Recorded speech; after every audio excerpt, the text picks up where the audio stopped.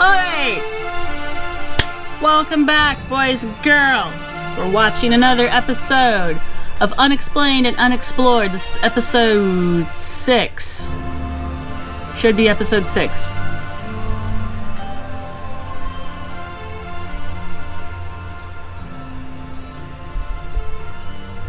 It's episode 6. Sorry.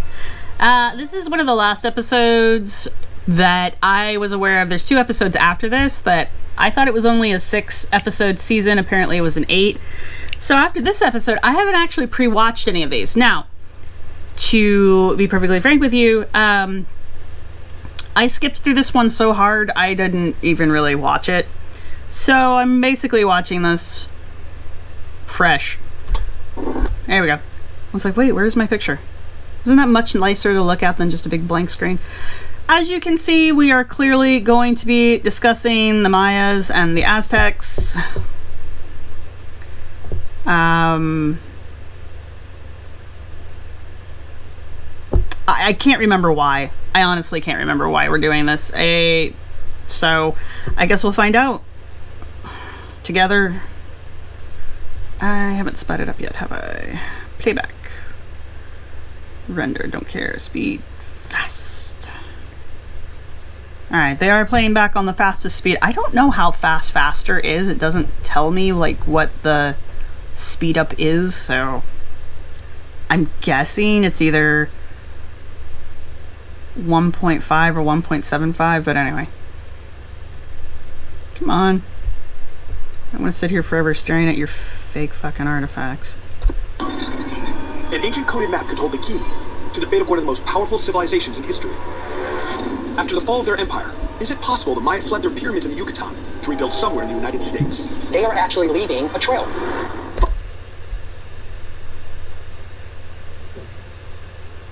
I'm counting. The Mayas still exist.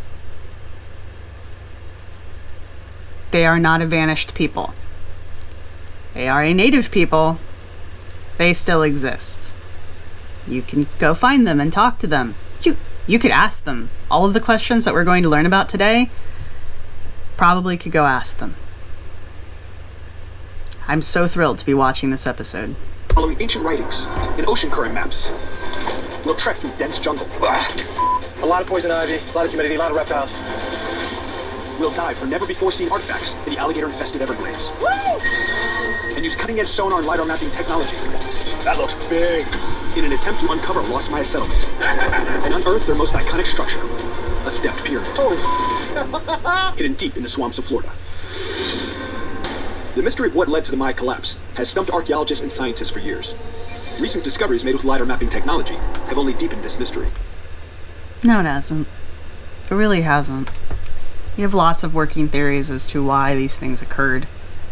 The problem is archaeologists and scientists are trained to not say definitive statements, so you're never going to hear one of us say, this is definitively why this happened. You're never going to hear that come out of an archaeologist's mouth. If you do, I don't know what to tell you. This 28... I take whatever they just definitively said with a grain of salt.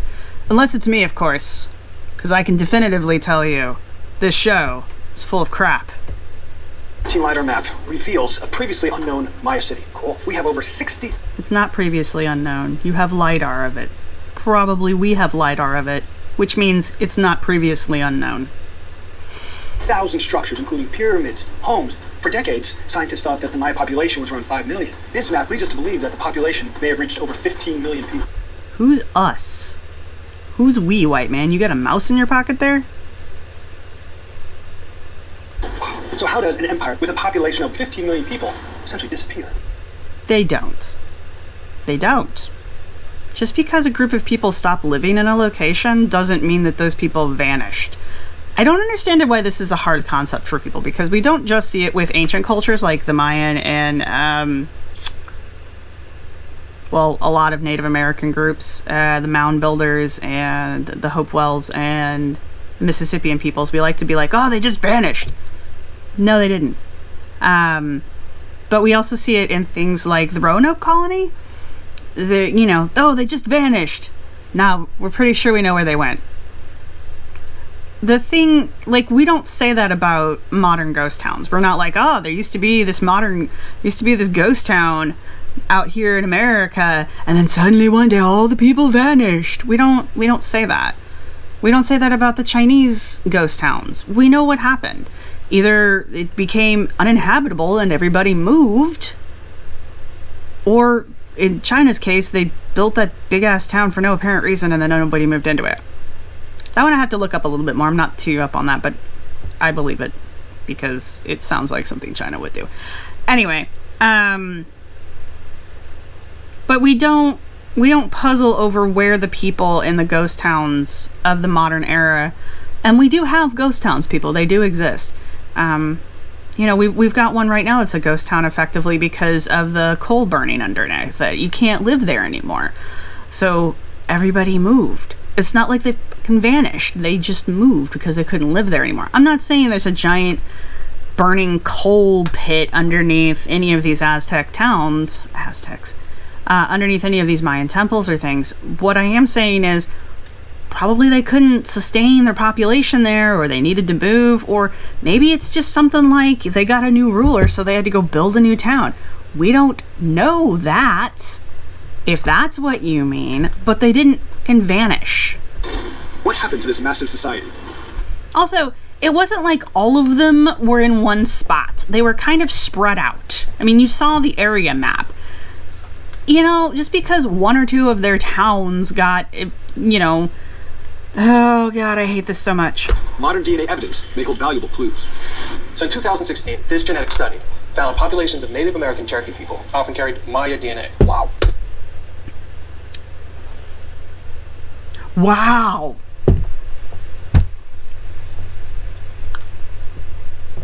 I'm not even going to start with the DNA talk.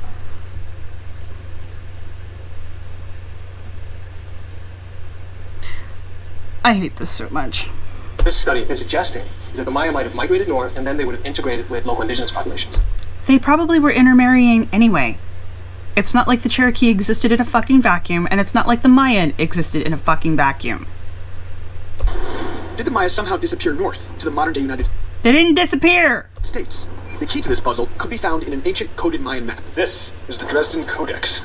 The Dresden Codex, created between 1100 and 1200 AD, is believed to be a copy of an earlier Mayan map, documenting the fall of their empire. We're headed to the office of one of the most respected experts on the Maya. Jovan? Hey, gentlemen. How you doing, man? Jovan, how you doing? Good to see you. Justin, how you doing? Jovan Hutton is Jovan Hutton is not one of the most respected authorities on Mayan culture. Last I checked, Jovan Hutton is not an authority on any culture. Jovan Hutton has a lot of issues, and I probably am going to start getting cease and desist letters from him again because I dare to mention his name out loud on public media, social media. But dude, you're on a television program that was aired on the internet and I bought a copy of it, so technically I own this. I can watch it and do what I want with it, especially make comments on it in a critiquing and academic way. And my academic critique of Jovan Hutton is he is not an authority of anything and should not be consulted in this situation because he does not have the credentials required to be making the statements that he is now going to go forward and make. That's my professional opinion. forensic historian who spent a lifetime decoding the Dresden Codex. He's not a forensic historian either. He's not a historian. Fled north with hopes of rebuilding in the Americas. We've been looking at the Dresden Codex, and we're wondering if it holds any clues that could prove the theory. Is it even possible? It's not only possible, I believe it's actually documented. And I think there's several clues in the Codex about what happened to the Mayan people and where they went. Let's take a look. Did you write a white paper on it? Are you going to publish that anytime soon? This is it. This is Times Square. This is huge, big, Norman look. God forbid we actually look at the panels that have writing on them and that have words on them, that have things on them that could possibly be informative. No, let's look at this one single picture. Look at us. What is it? Wait. Let me interpret this picture for you. Me, who has no experience in any of this, let me tell you what this is. You can trust me. This particular one is said to be a car bird, The Mexican eagle. a flightless eagle, meaning it can fly, but it doesn't migrate. Right. Now, why is that important? What if I told you that this flightless bird is only located one other place outside of the old Mayan Empire? What if I told you that place was Florida? Oh. And you believe there's a possibility that this represents their journey to Florida? I think this codex says we took them there. That's unbelievable. Let me show you a map. That's the various counties that it is located all over Florida. This non-migratory bird is now found in two places, the Yucatan and Florida. Did the The non-migratory bird has always been found in these two locations. It actually has a very large roving area that it lives in, and it does include Florida. So thanks for that. Thanks for that lie that you just told. Maya essentially brings I wonder if those two know who he is. Like, I'm unconvinced they know anything. But I wonder if those two know who they just talked to, know the history of the person they just talked to, know the credentials of the person they just talked to. Because if you didn't know who he was, and if you haven't had any personal interactions with him, and you just went off what this show decided to tell you about him, you wouldn't be faulted in thinking that he is a person who knows what he's talking about in this situation. But he's not. This is just obfuscation. So I do wonder if these two guys got bamboozled, or if they knew ahead of time that their authority, their chosen authority, was questionable at best to be picked for this episode, because there are many actual Mayanists that they could have spoken to, but probably none of them would have read them the storyline of the Maya migrated to Florida.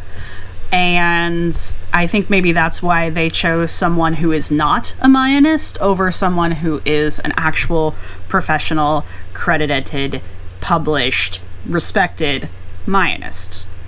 is even possible. Hypothetically, they could have just walked there. It's not like Mexico is cut off from fucking America. It's not like we're not connected by land. First off, they didn't. And secondly, why does it have to be over the water? 'Cause it's the shortest route? So? I mean, this is just dumb. Lottie? Yes. Hi. Hey, Justin. Nice to meet you, Nice to see Justin. you. Emiliano. Very nice to meet you. Lottie Williams is a leader in ancient maritime customs and has extensive knowledge in oceanography and Maya migration. Is it even possible that the Maya could have crossed from the Yucatan to Florida by boat? Let me show you a map and Please. we'll kind of go into that. You have our undivided attention. So if you want to come over here. So essentially, the Mayan did have established trade routes that went through the Yucatan, Belize, and Honduras. So yeah, they were mariners. They had to have boats to at least navigate these waters. I mean, when you think of the Maya, you always think of this civilization kind of landlocked in the jungle. But you're saying they're actually Why? Why do you think that? advanced mariners. They're advanced mariners, yes. But here they're essentially hugging. The fact that they're shocked by that information tells me that they didn't do any research. Either that or they're completely play acting this up. Either option makes them look bad. The coast. Do they have advanced enough maritime technology to handle this big open water? They had boats with these huge ballast on the ends to where the boats would actually be able to ride the waves. And also the boats were flat on the bottom to where they could actually navigate the waters better. So these weren't small canoes to No. go through the mangroves. They were No. actually seafaring canoes for exploration. Correct. That is Well, I mean, seafaring as far as where they're at. absolutely not what I imagined. Even if they had boats capable of weathering open seas, it's a huge distance. She didn't really say they could do open seas. And how could they have made it all the way to Florida? There is a theory that takes the Mayan from the Yucatan up through the Florida current into the southwest coast of Florida. Really? Yes. Just by looking at this current, it's almost like it's not accidental that the Maya could end up in Florida. It's almost like it would drag you there if you were just leaving the Yucatan naturally. Correct. How long would it take somebody to canoe from that time- Yucatan to Florida? The Florida current is about 4 miles per hour. So it'll really start pushing you through. 4 miles an hour is fast. Yeah. And they have 12 men on each side actually rowing the boats and Wow, somebody working. 24 men. They could really make good time. Yeah. I would say probably at least 5 to 6 days. That's unbelievable. We have the Caracara bird, an indigenous species, appearing in Florida. An indigenous species that already lived in Florida. And we have now these currents. Combine that with 24 rowers, the idea of them making this crossing in a few days. A few days? She said a week! 5 to 7 days. That's like a week. That's not a few days. A few days is like 3. The boat is looking good. To see if the Dresden Codex coded map and the current Also, she just got done telling you they have trade routes. Just got done telling you they had trade routes. map are actually confirming a cross-ocean journey made by the Maya. We're heading 2,500 miles from Los Angeles to Weeden Island, an estuary on the west coast of Tampa Bay. Why didn't you just take a boat? Here we are in humid Florida. We're thinking that they might have migrated by boat. I don't know Bill Kelly. But just judging by the weird title they gave him, I'm gonna guess he's not a professional historian and probably, well, it did say amateur, so I'm guessing whatever's gonna come out of this dude's mouth is just going to be something confirming some crackpot theory about the Mayan migrating to Florida. Even after we've been told that they had boats that could go across back and forth, could go back and forth from the Gulf, that they already had trade routes that went as far as Cuba. We've already been told basically the movement patterns of the Maya and that they were expert mariners. But yeah, okay, let's just keep pretending like it's weird that they went to fucking Florida. Essentially using the ocean currents to arrive potentially to Florida. That's exactly why I wanted to meet you guys here, because they actually found a 40-foot canoe. A 40-foot canoe? Yes, just right So, around the corner. According to Bill, in 2011, near this very dock, archaeologists excavated the oldest and longest canoe ever found in the United States. And we think this could be Mayan in origin? Well, they carbon dated it between 680 and 1100. 680 to 1100. That's at the end of the Maya Empire. I mean, that fits in with our theory completely. well, because you have an arbitrary date, it must be Mayan. It couldn't possibly belong to anyone else. Anyone else. Wow, this is interesting. Could we see this boat? Yeah, we can take a look at it. Let's do it. Let's check it out. The Yeah, fact let's that do they it. found a 40 Can we talk to an actual professional who studied the boat? foot canoe here is huge for our theory. If this canoe can be tied to the Maya, it can help solve the mean, you can mystery even surrounding see the one of currents world's working. greatest civilizations. Check it out, guys. Here it is. Wow, take a look at that. Where we've just uncovered a canoe the Maya may have used to make a cross. You didn't uncover anything! Just because something suddenly came to your awareness doesn't mean that it's new. Okay, no, wait. Well, yeah, it doesn't mean that either. But you didn't find it. You just became aware of it. That is completely different than you discovering something. Ocean journey. Check it out, guys. Here it is. That is a big ass Look boat. at that. Unbelievable. I mean, the fact that this much of a piece of, essentially a big piece of wood, didn't completely disintegrate into the mud is unbelievable. The Mayans used wax and resins to preserve it. Is there any way of locating where that resin came from? We know that there are 3 different places where the Maya made this wax in large pits. And one of them is in Belize, which is just across the Yucatan. That's fascinating. So you believe that this boat was manufactured in the Yucatan and then paddled here? Yes, none of these waxes are indigenous to Florida. Why is he touching it? Why is he touching that with his bare hands? Wow. The really fascinating thing I'm trying to see where they are. is the bow. It's actually made for seawater. Oh, She just told you that they had ships for seawater. yeah. That's clearly a curved bow. Clearly, because one of you is a fucking expert on this. Curve gives you the ability to break the waves. Yeah.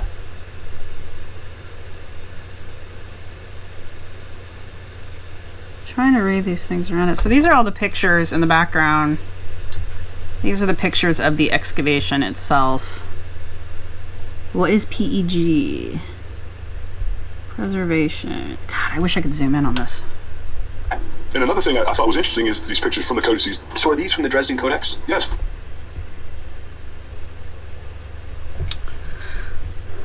All right, so this is on the Pinellas County, Florida website, WheatonIslandPreserve.org. The Wheaton Island Preserve prehistoric canoe is now open to the public. 1,100-year-old canoe is in the Welcome Center. Neat. If I ever go to Florida, I'll go check this out. That'll never happen.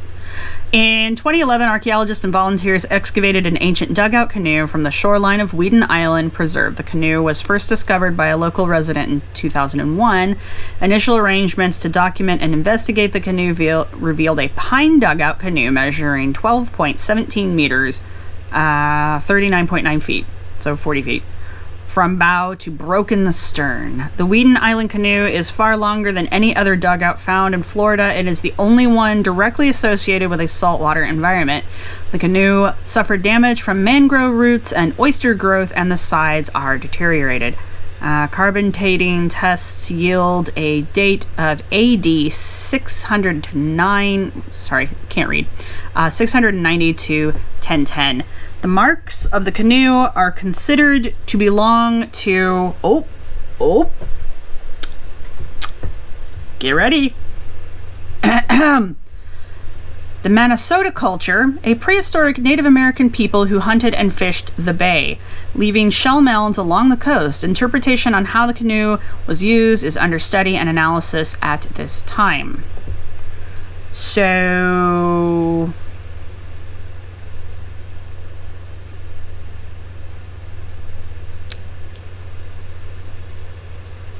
Friends of Wheaton Island and the Alliance for Wheaton Island Archaeological Research and Education are partners in the preservation of the canoe, a lengthy and expensive process, a specially constructed conservation tank funded by the FOWI and overseen by the AWIARE,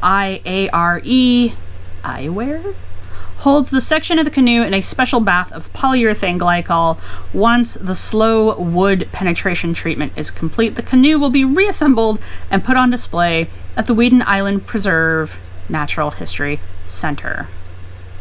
Pretty cool. So they were able to pull it out in sections. Understandably. Wow, that thing's huge. 40 feet. Nice. I like this kind of stuff. Okay, so...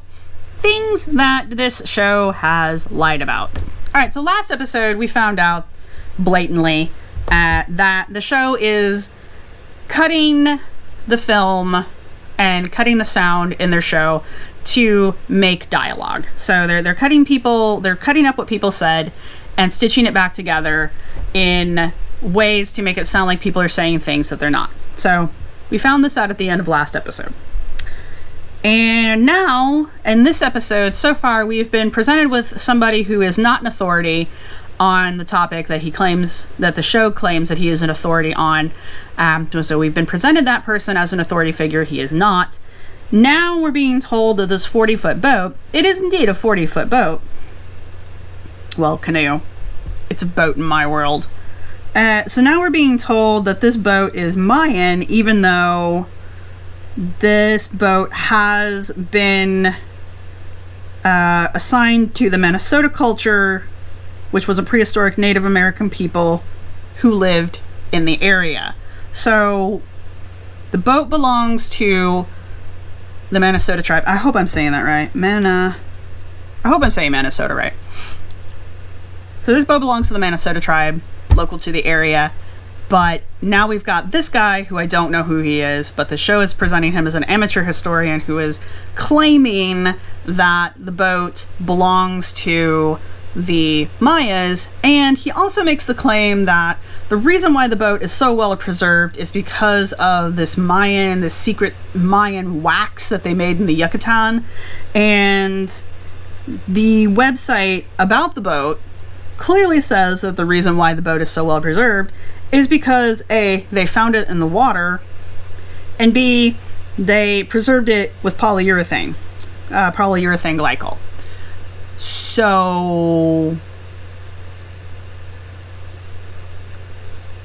either he doesn't know this, doesn't read the websites or the pamphlets or any of the stuff on the wall there, because I'm pretty sure I saw the chemical formula for polyurethane glycol on one of those plaques that is right next to the boat, or he's just lying. And seeing as who else they've had on the show, it's hard to not think that the people that they're bringing on the show are just straight up lying. But that's my opinion, so don't come for me, or do, and bring your evidence. If I can debunk everything you just said in a 5-minute Google, then bring me your evidence. Let's finish this. I'm only 13 fucking minutes into it. Wow, it's crazy. In canoes like this. In canoes like this, that sounds like the Maya. I mean, it just all adds up. Well, the historical record.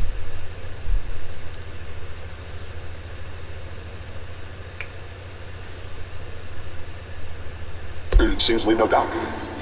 The evidence is really... The historical record doesn't support anything you just said. Oh my god, I have to quit watching this for a minute. Whew. Coming down. Coming down. Okay, I had my mini rant. Gee, if you don't follow me on Twitter, you probably should. It's starting to add up that the Maya made it to Florida. But if they left the Yucatan in the 900s, that means the Maya would have been here for centuries before Columbus would have seen them. So the question is, where were they for all that time? Is there any actual evidence of a settlement? Is there? This is not actually the first time that I have seen any idea of a local Native American group being completely dismissed in favor of the Maya. There's one of Walter's early episodes is something like the Maya in Georgia, and he just completely dismisses all of the local native tribes, all of the indigenous tribes to the area in favor of a Mayan invasion. So they're doing the exact same thing. They're just completely ignoring the fact that any Native Americans might be indigenous to the area that they're in, and therefore any Native American activity must have been the Mayan. Lake Noonan's shoreline is about 10 miles long, so we're flying the drone around the entire perimeter, mapping the terrain for anomalies that could indicate a settlement. Look at this here. What do you think that is? Can you get closer without losing the bird? That's nothing, man. Yeah. You got eyes on it? Yeah, about 11 o'clock. It'd be nice to see some structure, something. We just gotta keep at it. Don't see big pyramid swallowed up by the forest. Look at this. Now, what does that look like to you? Can you get closer in there? That's as close as I can get. Looks like an opening. And that'd be an old camp or something. Looks like tree fall to me. What would I know? There's no way to know unless we get close. But the only way to see if it hides the remnants of a Maya settlement is to fight our way there. Who keeps giving these people machetes? Why do you do it? And why can't you teach them how to use them properly? And why do you have to continuously show film footage of them doing it wrong? All it does is make people who actually know how to use machete cringe. There's another thing, like, you don't just walk through forests and start hacking down shit because you don't know what kind of ecological damage you're doing, but, you know, whatever, fuck nature. And B, they probably could have just gotten a map of the area. The area's probably been mapped in some form, or they could have gotten a satellite image. Those exist. They probably could have Google Earthed it. Thick Florida swamp. I'm exhausted, man. Are you fucking crawling across open water on slippery rocks with your machete out and in hand? Are you really doing that? We could do this for days, if not weeks. There's an opening. Wow. After a treacherous 3-hour hike, we finally arrive at the clearing we spotted with the drone. Only 3 hours? Let's check it out. Do you see anything? Nope, not yet. I don't see any evidence of a settlement. They do so much shit in this show that is just an absolute waste of time, and it's clearly just filler. Like, it's so much dead space. Like, this whole sequence of them tracking through this was unnecessary. Absolutely unnecessary. And now they've found nothing. So now what are they going to do? Turn around and go home? Or they're probably going to find something that they're going to turn into something. It's just, there's so much dead space in this show. Fish, reach over, make sure the cable is out of your way, just let it go. And there it goes. And we're already seeing imaging. So we're looking at about 100 feet on either side. It's called a parallel grid search. Using a grid pattern, the sonar device goes back and forth like a lawnmower, mapping the terrain under the surface of the water for 100 feet on either side of the boat. That's not that far, really. Now, what are the different shades of yellow? What do those represent? All right, so the brighter the yellow, the denser the material. So brighter is denser, darker is less dense. Yes. And so now it's the hard part, which is patience. That's something unusual, dude. Is that right under us? After hours of scanning below the water, This may have a cutout to it. we've made a discovery of what could be a dugout canoe made by the Maya. That could be one right there. That looks like it could have been shaped. Whoa! We don't have tangible evidence of a settlement, but I think we have evidence of their presence here. This could be our first actual hard link to the Maya. Justin, I mean, what else do we need? It's starting to get dark. I see some rain coming our way. You know, it's time to do what we do best. We gotta get in that water and see firsthand what's down there. Let's do it, man. I love it. We got some tough weather coming in, so we gotta move quick. So I know our captain's gonna pull us out as soon as this lightning hits. Captain, we got some time to get in there? First sign of lightning, you guys are out. Are we seriously doing this? We're seriously watching these two men strip?